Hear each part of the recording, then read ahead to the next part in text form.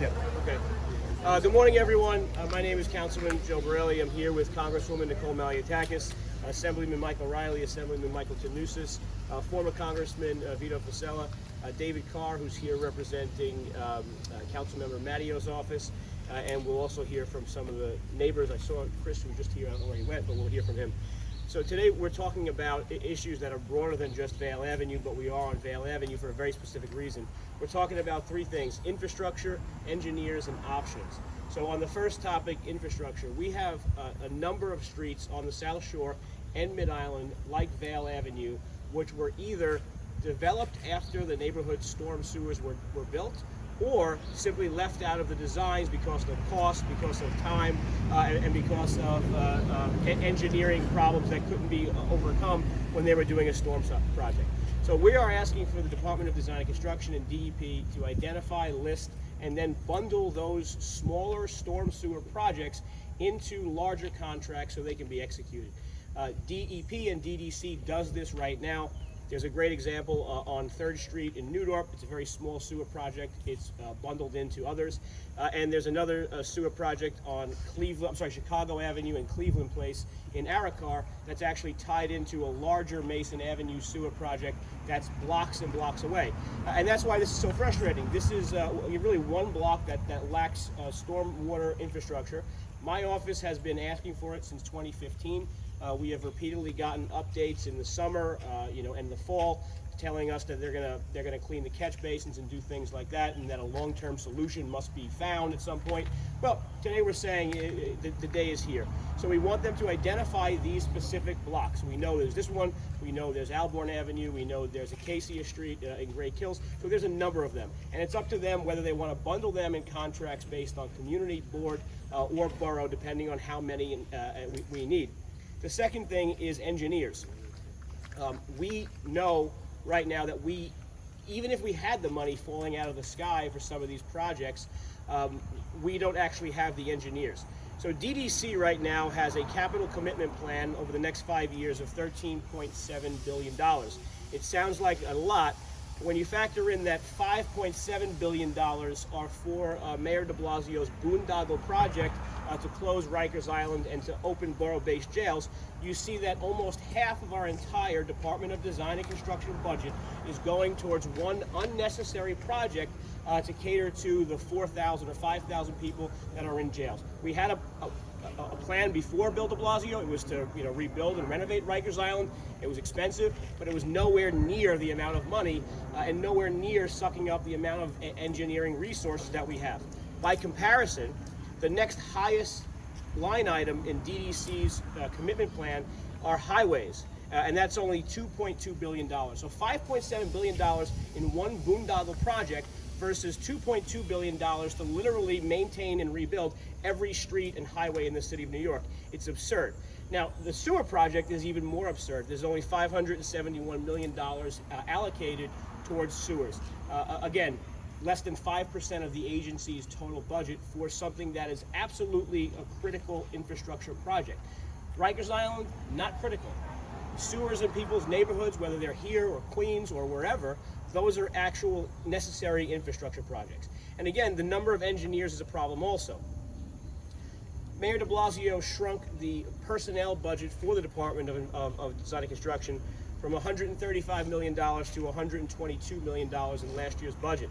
That resulted in a net loss of 262 jobs, basically 17% of the agency that is tasked with having the engineers to design, build, manage, and contract sewer projects.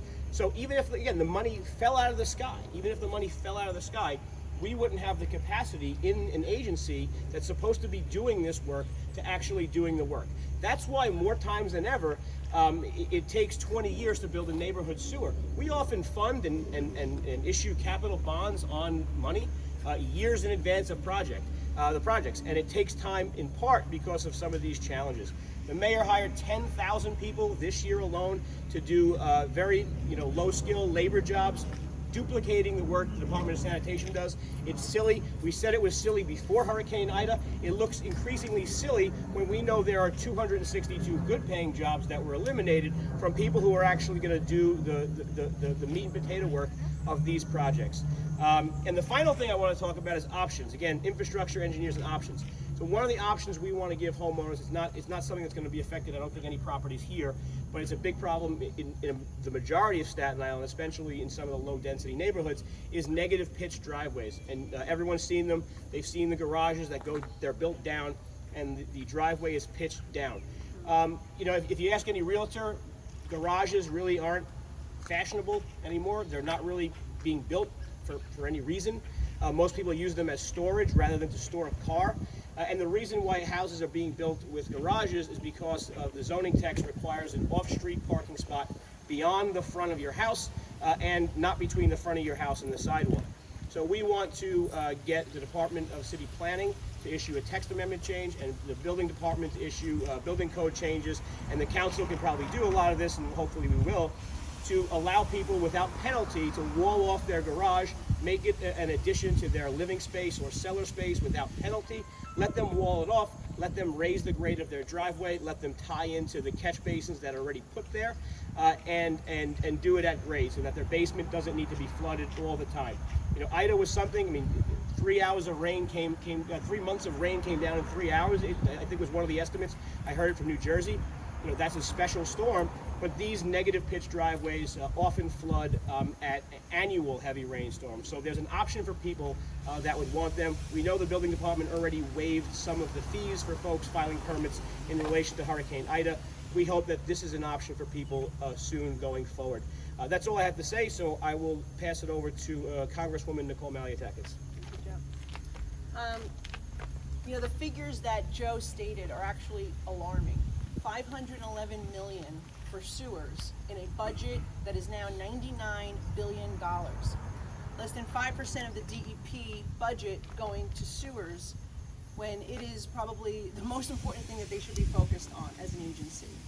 And that's what frustrates me, it's what frustrates all of us, I know it's what frustrates you. We pay taxes to the city for a reason, okay? And Mayor de Blasio has chosen to squander that taxpayer money instead of putting it towards the things we actually need. We need sewers, we do need storm drains, we need flood mitigation, we need engineers to be able to design these projects. I'm told that not till 2026 will they be able to add any new projects because they don't have the engineers. They don't have engineers for the things that we need, yet the mayor has added tens of thousands of employees to city government. And by the way, he's given himself 300 special assistants at City Hall. How about 300 engineers who can go out and survey the damage, see what needs to be done to rectify this situation in the future? And this is what the mayor should have been doing since Hurricane Sandy. And so it's frustrating for all of us who are advocating for more infrastructure, we're advocating for more sewers, Joe who's fighting for the funding to get this done, and to see how the city has just been mismanaged over this period of time. When Mayor Bloomberg left office, the city budget was $70 billion. The budget that was just adopted by this mayor, $99 billion. And we have nothing to show for it. Quality of life has gotten worse, the infrastructure is deteriorating, and people are asking Washington for more money. I want to support infrastructure for our city and our state. Hope Nancy Pelosi actually brings a normal bill that deals on real infrastructure so we can address some of these issues. But if we don't have somebody at the helm of this city who is going to use the money appropriately, who is going to make sure that it goes to where it needs to go, then it's all wasted. It's all going to be squandered once again. So that is why we're here today, to call on the city to put together a group of engineers to go out to these flooded streets. Let's find out where we need more sewers, more catch basins, where there are problems connecting, like you see here, between the state DEC and the city DEP. And let's get everything prepared and ready so we can move forward collectively, city, state, and federal government, to plan for the future. Appreciate you all being here and helping us advocate for this common sense solution that we desperately need done, or else we're going to find ourselves in the same situation over and over again.